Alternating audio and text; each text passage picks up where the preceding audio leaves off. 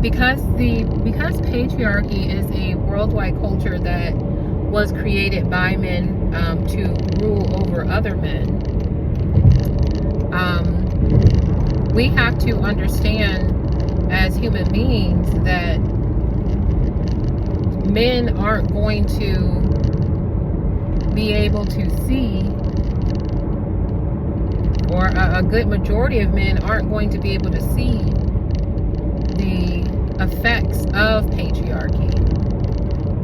They're just completely blind to it. Not only are a lot of men completely blind to it,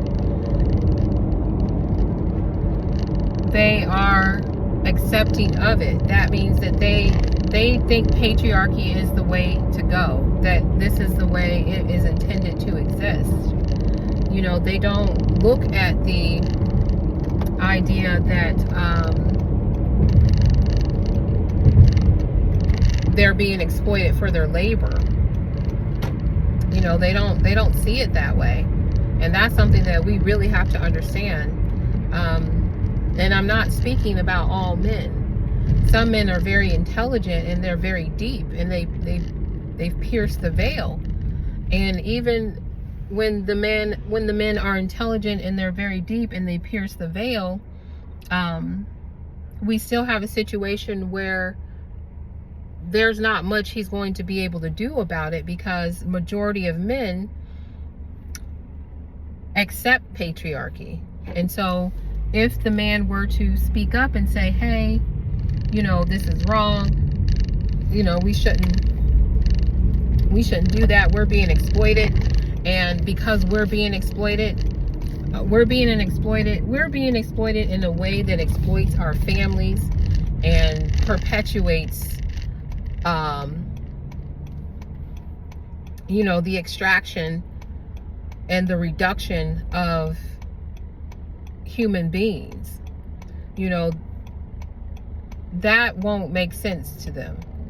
You know, it automatically, what'll happen is, and this is because of the effects of patriarchy. Patriarchy has been refined for ages. You know, this has been going on for ages. This isn't something that's new. You know, we're talking, there's massive wizardry and sorcery that goes into these things, so to speak.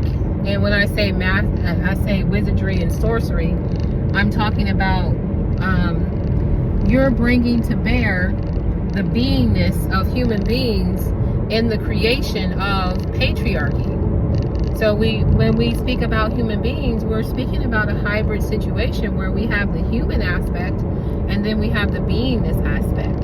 So the human aspect of it is very finite and bounded at this time. And the beingness aspect is very infinite.